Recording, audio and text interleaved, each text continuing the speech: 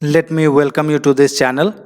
So today we'll be taking up a chapter, and the title of the chapter is The Last Lesson, written by Alfonso Daudet. Now, Alfonso Daudet is a novelist, a French novelist, and a short story writer. Now, before moving on with this chapter, let us understand the background of the story or the setting of this story. The setting is the Franco-Prussian War. Franco here stands for France, and Prussia consisted of Germany, Poland, and parts of Austria. This Franco-Prussian War took place in 1870-71. And the outcome of this war was France was defeated by Prussia. Since France was defeated by Prussia, two districts of France, that is Alsace and Lorraine, passed into Prussian hands. And an order was also passed that only German will be taught in the schools of Alsace and Lorraine. Let us look at the aptness of the title. The story describes the last French lesson in a school in Alsace. As I told you, two districts of France, Alsace and Lorraine, passed into Prussian hands, so an order was also passed that only the German language will be taught in those schools in Alsace and Lorraine. And hence, this story describes the last French lesson. And that is why the title, The Last Lesson. There are only two main characters out here. The first character is a French boy whose name is Franz, F-R-A-N-Z. He is also the narrator of this story, and the story is seen from his perspective. It is narrated from his perspective, point of view. And then we have the French teacher, M. Hamel, who has devoted 40 years of his life teaching the students French.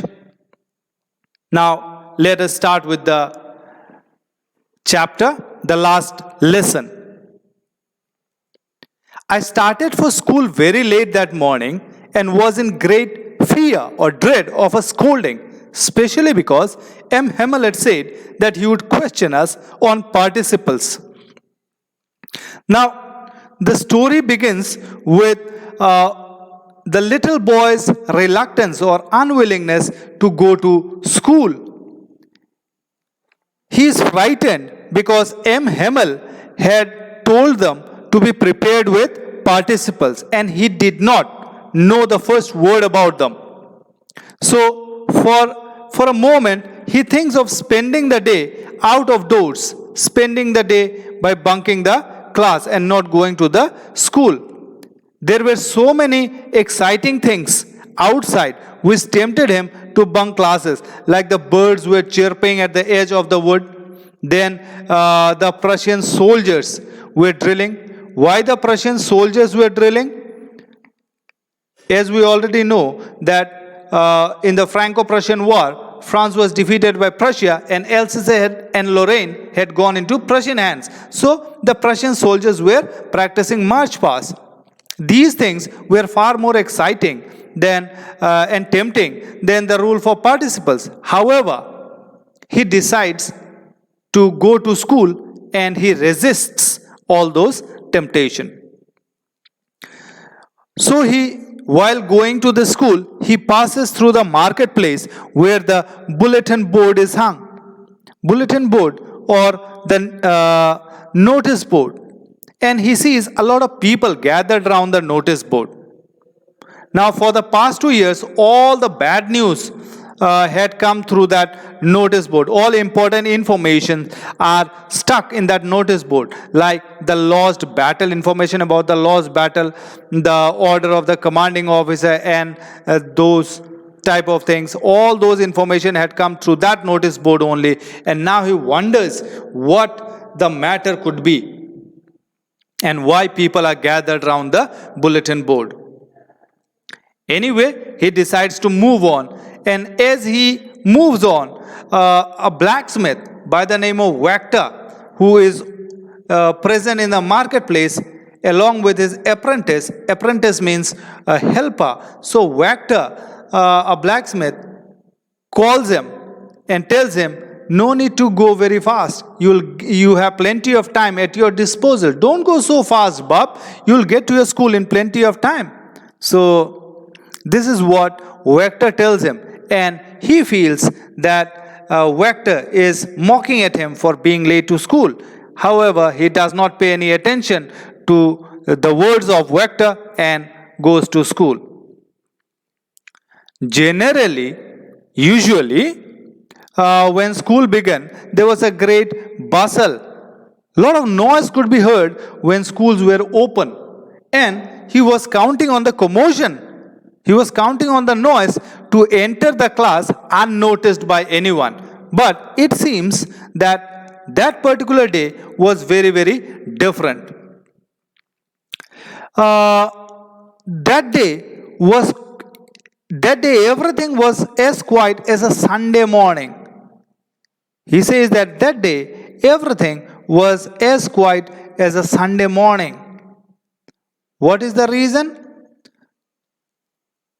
He does not know till now. Through the window, I saw my classmates already in their places, and M. Hamel walking up and down with the terrible iron ruler under his arm. So he could see everyone seated in their places. He could see the teacher also moving up and down with an iron ruler under his arm. And then he was very, very frightened and nervous when he entered the classroom in front of everyone. However, nothing happened. M. Hamel did not scold him.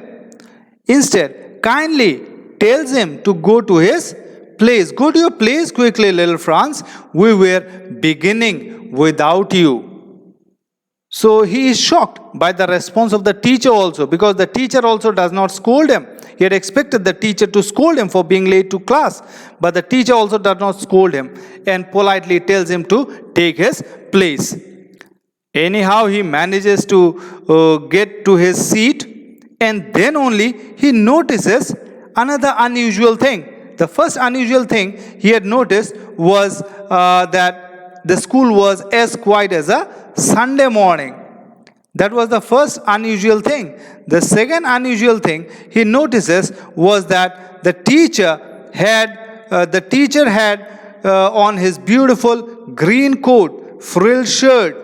So the teacher was wearing a special dress with a black silk cap, all embroidered. And generally, he wore that outfit only during inspection days. He wore that outfit only during inspection days and prize days or on special occasion. Besides, the whole school also seemed very, very calm.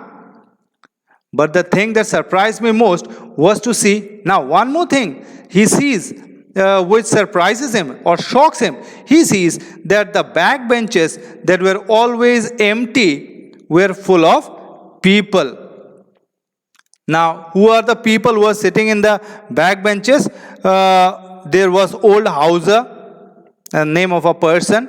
Then there was the former mayor of the town. Former mayor was also seated inside the classroom. The former postmaster was also there, and several others besides. And everybody looked very, very sad. Old Hauser had brought an old primer. An elementary book was there in the hands of old Hauser, thumbed at the edges, and he held it open on his knees with his great spectacle lying across the pages. So this was also one more thing that shocked him. The first thing that shocked him was that there was no noise. Okay, there was no bustle and it looked like a Sunday morning. The second thing that shocked him or that was unusual on that particular day was that the teacher was wearing a special dress. And the third thing is a lot of village people were also seated inside the classroom, like old Hauser, the former mayor, former postmaster and all. Now, while he was wondering about those unusual things that he just noticed, suddenly M. Hamel gets up from his chair and addresses the students in a very grave and serious tone. My children, the teacher here, my children, this is the last lesson I shall give you.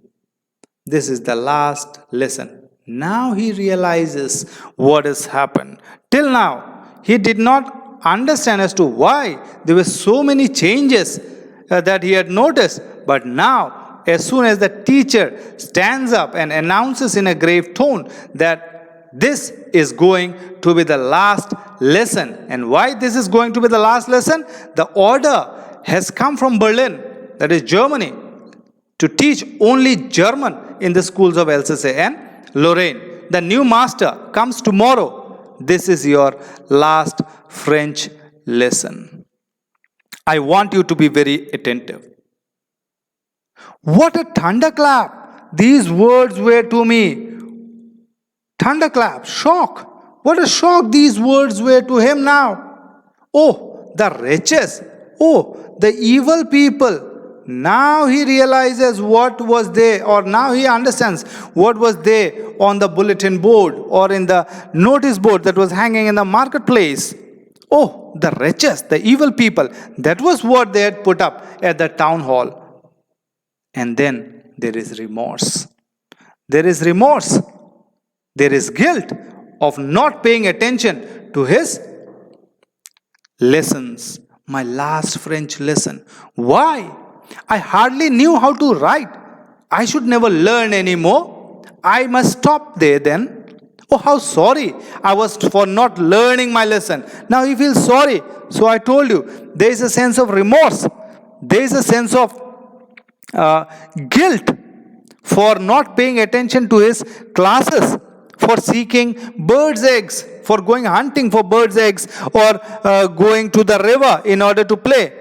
And his books, which he considered to be troublesome or his enemy, are a kind of long lost friend with whom he cannot part. My books that had seemed such a nuisance, trouble a while ago, so heavy to carry, were old friends now that I couldn't give up.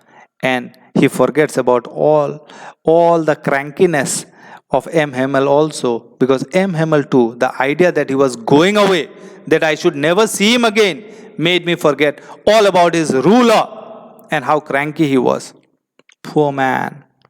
Now he understands why M. Hamel was dressed in that special dress which he wore only for inspection and special occasions. Poor man, it was in honor of the last lesson that he had put on his fine Sunday clothes. And now I understood why the old man, now he also understands why those other people were sitting inside the classroom, like the old mayor, the old postmaster and all. Because they were also sorry. They were also sorry that they had not gone to school they had not gone to school more.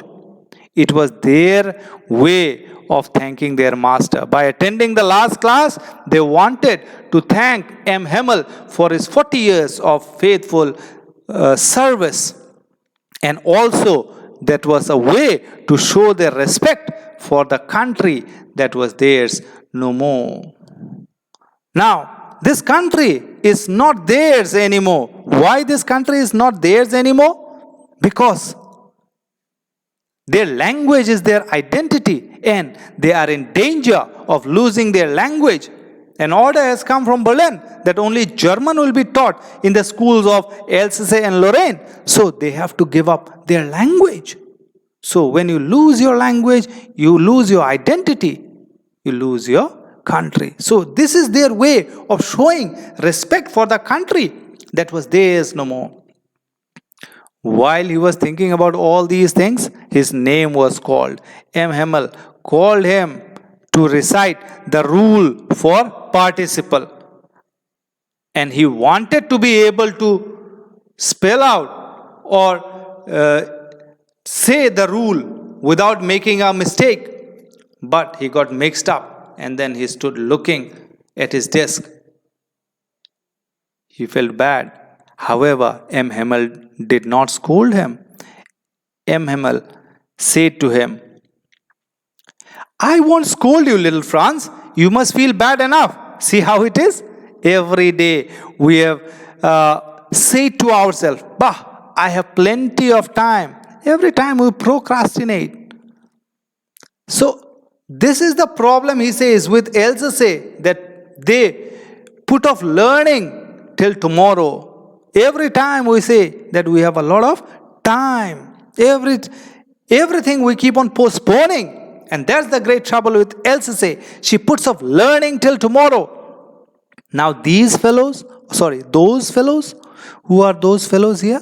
The German people. Now those fellows out there will have the right to say to you, how is it? You pretend to be Frenchmen and yet you can't speak nor write your own language. So now M. Hamel says that the Germans will be able to mock at them for not being able to speak or even write their own language, that is French. Now, is only the little boy to be blamed for this? But you are not the worst, poor Franz. We all have a great deal to reproach ourselves with. So we are also responsible for this, he says. Franz is not only responsible for this type of attitude. Everybody is responsible. Now who are responsible? Your parents. He says, your parents were not anxious enough to have you learn. Now, the students postpone learning till tomorrow. They are responsible. The parents, they were anxious enough to, they were not anxious enough to have the students learn. Instead, they prefer to send them to work so that they can get some extra money. So the parents are also at fault here. Not only the parents, even the teacher is at fault. And he says, I have been to blame also. Have I not often sent you to water my flowers instead of learning your lesson?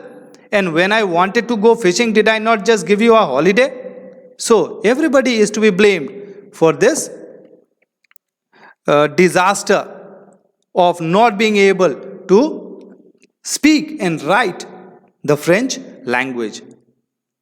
Then from one thing to another, M. Hamel speaks about the beauty of the French language. This shows his love for his language. This shows his patriotism. He is full of grief, sad.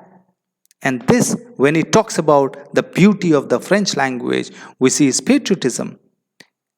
Saying that it was the most beautiful language in the world, the most logical, the clearest, that we must guard it amongst us and never forget it. Now, he wants the people to guard the language. We must guard it among us and never forget it.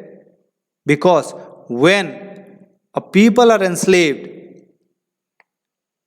now we'll look at this line. Because when a people are enslaved, as long as they hold fast to their language, it is as if they had the key to their prison. Now, what is the meaning of this?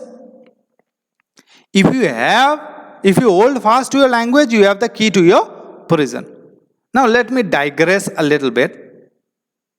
We know about the setting of this story. It is the Franco-Prussian War, 1870-71. Two districts of Alsace and Lorraine passed into Prussian hands. Now, when this order was passed, that only German will be taught in the schools of Alsace and Lorraine, and if these people of Alsace and Lorraine happen to forget their language, own language, that is the French language, what will happen? They will never be able to revert back. If in the near future anything happens, if they come back to if they are retained, or if they go back to France, they cannot claim to call themselves Frenchmen because they would have lost their language. So M. Hamel tells them that they must guard their language, because when people are enslaved, as long as they hold fast to their language, if they keep their language with them, if they retain their language, it is as if they have the key to their prison. Now, let me give you a factual information that here again I come back to this Franco-Prussian War, 1870-71. Two districts of France, Alsace and Lorraine, went to Germany. After the First World War, when Germany was defeated, a treaty was signed in 1919, and that treaty is called the Treaty of Versailles. And in that treaty, one of the condition was that these two districts of Alsace and Lorraine were given back to France. So just imagine, this is a factual truth. So if after so many years, France reclaimed the districts of Alsace and Lorraine, and if the people do not hold fast to their language, if the people forget their language, French language, will they be able to mingle with the French people when France reclaims the territory? No. So that is why he says, you must hold to your language. You must hold fast to your language. As long as you have your language with you, you can revert back anytime. Otherwise, it is useless. Then he opened a grammar and read us our lesson. I was amazed. Now after that, M. Hamel goes on to teach them grammar lessons. And after the grammar lesson, Franz sees that he is able to understand everything so well. There can be only two possibilities. Either he had never listened so carefully, or maybe M. Hamel had never explained with so much patience. Whatever it is, for the timing it seemed that the language was very, very easy.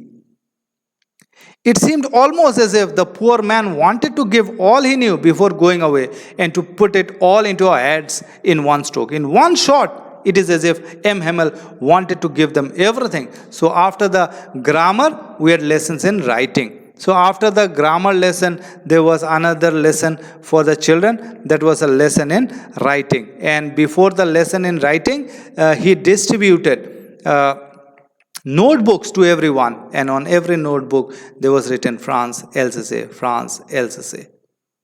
They look like little flags floating everywhere in the classroom. So this also shows the patriotic nature of M. Hamel. Everybody started doing their work, writing work, whichever was given to them. Once some beetles flew in. Beetles, we know, are small insects which make a lot of noise. So once some beetles flew inside the class when the children were writing. Generally, what would have happened? What can you anticipate when beetles fly inside the class? Everybody starts looking at the insect and everybody starts hunting that insect down. But this time, situation is different. Everybody is emotionally charged and nobody pays any attention to the beetles that are flying inside the classroom. Not even the little children, small children who are sitting inside the classroom. Everybody is busy working. On the roof, the pigeons cooed very low, and I thought to myself, will they make them sing in German? Even the pigeons? Now, this is a very interesting question. Now, this is from the little boy's perspective, you see. Now, will they make them sing in German, even the pigeons? That is, will they hear the Germans. So, will they make them sing in German? Now, what does it imply? Is it possible for the German people to force their language on the people of Alsace and Lorraine and make them forget their own mother tongue, that is the French language? Is it possible? This is what it implies. Maybe to some extent, yes, but just like the pigeons will never coo in German or will never sing in German, these people of Alsace and Lorraine also will always retain their love and respect for their mother tongue. That is French language, and will always be proud to call themselves Frenchmen. This is what it implies. No matter what, they might learn the German language, but they will never stop feeling proud of their own mother tongue. They will retain the love and respect that the French language has for them because it is their mother tongue. So it talks about the importance of one's mother tongue also, because our mother tongue is our identity. It is our heritage. It is our culture. So we must guard it and never forget it, because as long as we have it, it is like we have the keys to our prison. So whenever I looked up from my writing, I saw M. Hamel sitting motionless in his chair and gazing first at one thing, and so he sees that he is very nostalgic. He looks at all the things because that is the last French lesson, and the very next day he is going to leave the school.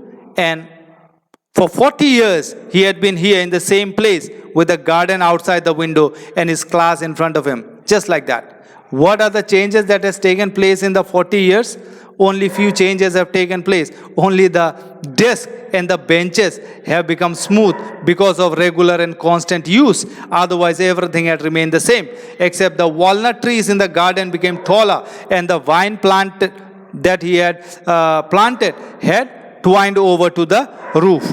How it must have broken his heart to leave it all, poor man, to hear his sister moving about the room above, packing their trunks, for they must leave the country the next day. So this is the last French lesson. They are going to leave the country the next day. But he had the courage. So he had the courage to hear every lesson to the very last. After the writing, he had a lesson with the babies who chanted their ba, be, boo, boo, be, bo, boo. So these are the alphabets that was there for the children. So they also started chanting their alphabets. Down there at the back of the room, old Hauser had put on his spectacles. Even old Hauser was trying and opening his elementary book with both hands. He was trying to pronounce the letters along with the children, and he was also crying. And Franz feels funny that such an old man was crying. And Franz wanted to laugh and cry at the same time. Laugh because of the manner in which old Hauser was reacting inside the classroom, and cry because he also felt emotionally charged because that was their last French lesson. Oh, how well I remember it, the last lesson. And then the clock strikes. And then the clock strikes 12. That means it is time for the class to be over. At the same moment, the Prussians, the soldiers who had gone for drill, could be seen or heard returning. The same moment, the trumpets of the Prussian returning from the drill sounded under our window. M. Hamel stood up very pale. M. Hamel stands up, very pale in his chair. I never saw him look so tall. He looked very confident. Here, tall is not physically tall. Here, he looks very, very confident. He looks so tall. He looked very confident. He stands up and then he begins. My friends, said he. I, and then he fumbles, and then something choked. Because of being emotionally charged, he is unable to proceed further. He says, I, and then something chokes him and he is unable to speak anymore. Then he turned to the blackboard, took a piece of chalk, and bearing on with all his might, with all his strength he wrote in large letters, Vive la France. The meaning of Vive la France is long live France. This is the patriotism that M. Hamel has, which it displays to the students by writing in bold letters in the blackboard. Then he stopped and leaned his head against the wall, and without a word, he made a gesture. And then he makes a gesture, a signal. School is dismissed. You may go. So, this is the last French lesson that Alphonso Daudet talks about. and it is narrated from the perspective of a small child whose name is young Franz. So, I hope you have understood this chapter. Looking for the theme, we can say that the last lesson revolves around the language and its importance to the citizen of the country. It is the duty of every citizen to safeguard the language as it is the identity of the country. The lesson emphasizes the fact that we should respect our mother tongue as it gives us our identity, freedom, and respect.